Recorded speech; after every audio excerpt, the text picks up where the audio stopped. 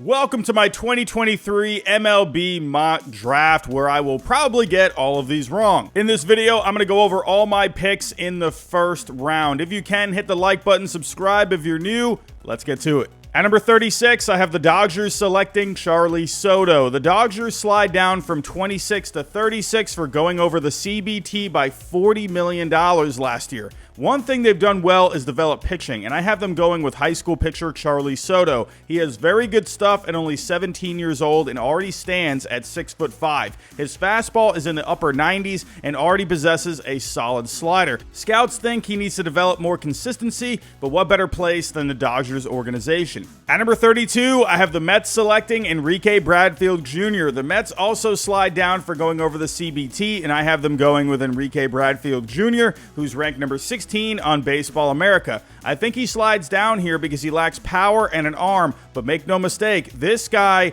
is athletic as they come. Baseball America lists his run and field tool both at 80. Over 190 games at Vanderbilt, he stole 130 bases with over a 90% success rate. To go along with this, he has a solid bat that's good for line drives and ground balls and makes a ton of contact, shown by an 87% contact rate last season. He also possesses solid plate discipline at the plate, shown by a .410 on-base percentage. At number 28, I have the Astros selecting Ty Floyd. One name connected with the Astros is Ty Floyd out of LSU, who helped them win a national championship last season, ranking number 44 on Baseball America. His bread and butter is the fastball that sits mid-90s and gets up near 100, which the Astros love. His secondary pitches need work, but the Astros have shown a knack for developing pitching in recent years. At number 27, I have the Phillies selecting Thomas White. The Phillies don't pick again until the third round because they lost their second pick due to signing Trey Turner. So I say stick to what's worked, and that's picking a high school pitcher.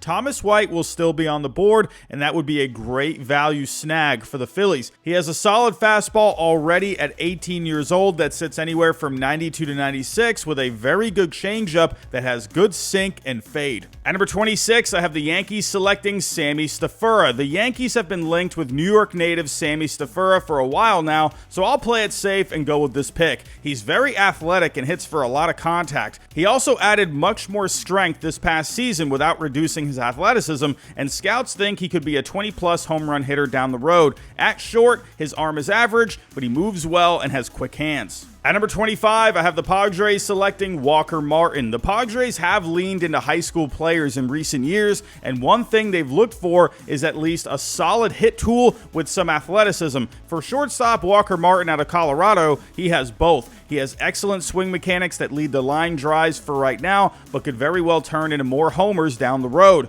He moves well, but still needs to get more comfortable playing shortstop day to day. At number 24, I have the Braves selecting Colin Houck. Reports have suggested the Braves could be interested in Joe Whitman out of Kent State, but I have them going with the high school route this time by taking shortstop Colin Houck, who would be the best available here. At 6'2", he's an extremely balanced player with a polished swing that handles velocity well and plays a solid shortstop, but could move to third if he fills out his frame more. At number 23, I have the Guardians selecting Joe Whitman. The Guardians have gone with college players the last couple of years, one in Gavin Williams, who was just called up this year.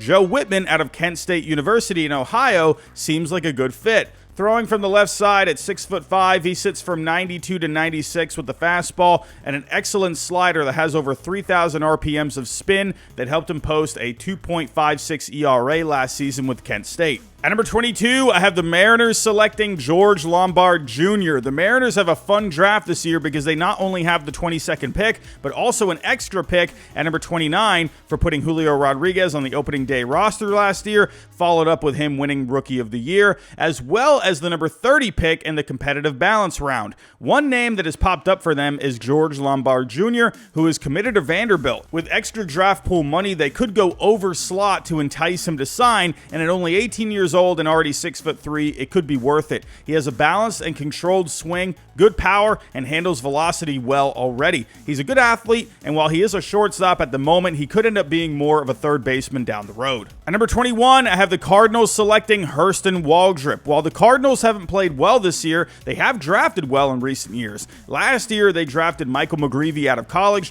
and I see them sticking with this trend and going with Hurston Waldrep out of the University of Florida. While he had trouble with limiting his walks last year, he struck out a lot of batters thanks to his mid to upper 90s velocity, a filthy splitter, and a very good slider. At number 20, I have the Blue Jays selecting Blake Mitchell. With the Blue Jays giving up their second-round pick to sign Chris Bassett, I see them going with the best available and taking Blake Mitchell. They traded away Gabriel Moreno for Dalton Varsho this past offseason, so this will help restock the catching depth, which all of a sudden is incredibly thin. Mitchell is a solid hitter from the left side. He plays good enough defense behind the plate, but what makes him good is his 70-grade arm. At number 19, I have the Rays selecting Yohandy Morales. You never know what the Rays will do in the draft, as they made a huge reach last year picking the power-hitting Xavier Isaac with the 29th pick, despite him ranking number 92 on Baseball America.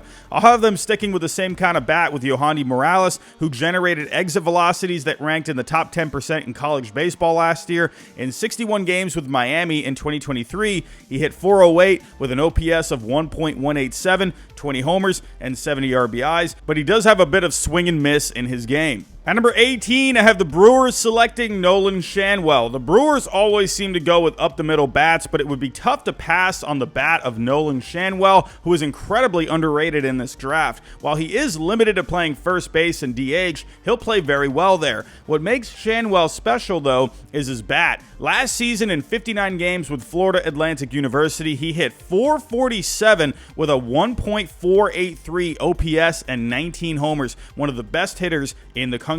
At number 17, I have the Orioles selecting Chase Davis. The Orioles went with Jackson Holliday out of high school with the number 1 pick last year, but I think they go back to the college route and pick outfielder Chase Davis. We all know Mike Elias likes his underslot deals, and Davis ranks a little lower in the Baseball America draft rankings. He's a good athlete with one of the best arms in the draft. He has struggled with contact in the past, but improved this past season and has power to all fields. Sounds like a good value pick to me. At number 16, I have the Giants taking Tommy Troy. Troy is a well-rounded player and is a very good hitter. He makes good contact despite some swing and miss against off-speed pitches, and he also has sneaky power. He's more built for second base long-term, but can play shortstop or third when needed, has good instincts, and he's a hard worker. He also went to school in Stanford and grew up in California. At number 15, I have the White Sox selecting Chase Dollander. The White Sox love pitchers with good stuff, and one pitcher that has good stuff in this draft is Chase Dollander. After a very good 2022 season at Tennessee, he fell off a bit in 2023 with his ERA jumping up into the 4s and his walk rate going up. This caused his stock to drop a bit, but I don't see the White Sox passing on him. In 2023, his stuff looked great, showing high velocity in the upper 90s with a good slider. Scouts think he just needs to adjust his mechanics, so if the White Sox can get him back on track, he could be very good for them down the road. At number 14, I have the Red Sox taking Cooper Pratt. The Red Sox seem to be connected to many types of players, but one consistent report is they want to go under slot as they usually do, taking Mikey Romero last year and Nick York in 2020. Both of those players had good hit tools, so one player I think the Red Sox could take a look at is Cooper Pratt out of high school in Mississippi, ranked number 63 on Baseball America and number 45 on MLB Pipeline. He's an advanced hitter who makes good contact and swing decisions with a chase rate of only 17% last year. He also has a big frame at 6'4", so the power potential is there as well from the right side. He's a shortstop at the moment, but as he gets better, third base or a corner outfield spot seem more likely due to his 60-grade arm.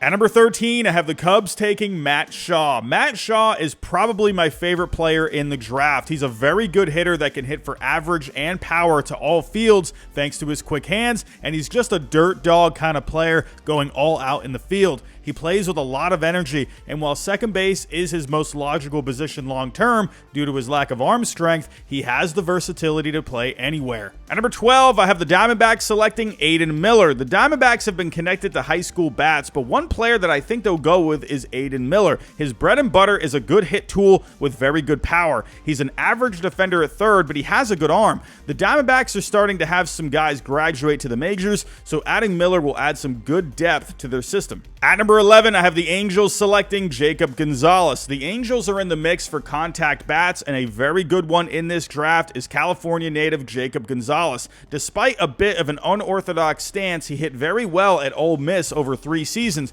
batting .319 with an on-base of .427. He also flashed a good amount of power, hitting 40 homers over 186 college games. His very good bat-to-ball skills and plate discipline will be a good bat to add to this Angels system. At number 10, I have the Marlins selecting Jacob Wilson. Like the Angels, the Marlins are looking at contact-oriented bats, and the best one out there is Jacob Wilson out of Grand Canyon University. He had a ridiculous 94% contact percentage last year with GCU while hitting over .400. He won't have a lot of power, but he also brings a good glove at short to the table and has a good baseball IQ. At number 9, I have the Rockies selecting Rhett Lauder. It feels like forever since the Rockies have had a good pitcher, and by picking Lauder, I think it'll be a solid pick for them. His stuff won't blow you away, but he has a good slider that will play well at cores, and he gets a good amount of ground balls. He was a gamer out there for Wake Forest last year, going undefeated with a 15-0 record and a 1.87 ERA. This is something the Rockies need. At number 8, I have the Royals selecting Noble Meyer. The Royals haven't been shy to draft high school pitching in the past, most recently taking Frank Mozzicato a couple of years ago, so I have them taking the top high school pitcher here in Noble Meyer.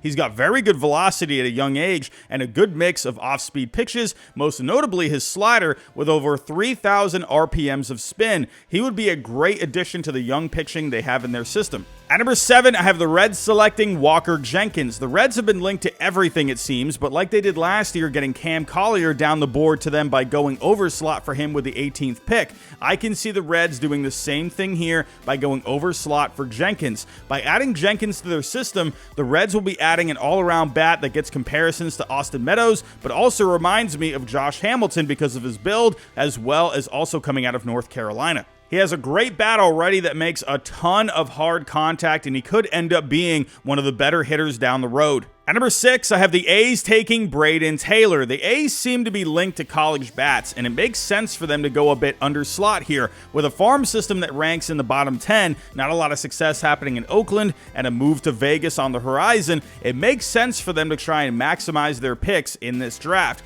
The player they've been linked to is Braden Taylor, who ranks a little lower, but is a bat the A's like because of his bat-to-ball skills and plate discipline. At number 5, I have the Twins selecting Kyle Teel. The Twins have been linked to contact-oriented college bats, and with the Twins lacking catching depth in their system, I think Kyle Teel kills 2 birds with 1 stone here. He had an awesome year last year for Virginia, winning ACC Player of the Year, and brings a lot to the table. He makes a lot of contact and has a good approach at the plate, and shows athleticism with a good arm at catcher. I like this fit for the Twins. At number 4, I have the Rangers selecting Max Clark. I've had a little birdie tell me the Rangers absolutely love Max Clark, and he loves them back. The Rangers have a lot of guys in their system ready to come up, so it makes sense for them to add a younger, prolific player in Max Clark to deepen their farm system even more. He's a complete package of a player, more line drives than homers, but he will be an amazing player down the road for the Rangers. At number 3, I have the Tigers selecting Dylan Crews. Crews has been the consensus #1 player in this draft for a long time now, but recent reports suggest he wants a record-breaking signing bonus over $10 million.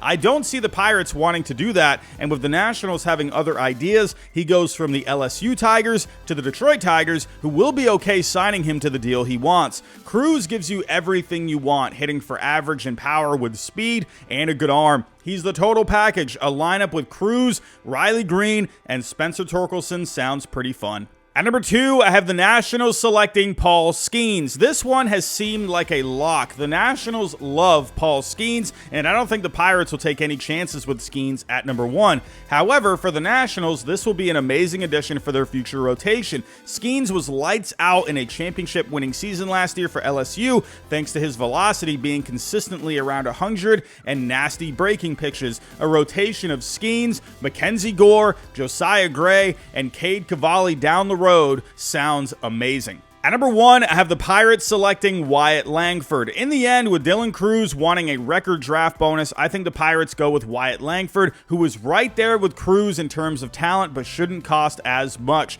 The Pirates will get an extremely good hitter that can hit for average and power, but will more likely play a corner outfield spot instead of center field like Cruz will. In the end, the Pirates get a great bat and continue to add to their bright future. So those are my picks. Tell me what you think down below in the comments. Tell me where you think these players will go, but that's all I have for right now. Thanks for watching, and I'll talk to you next time.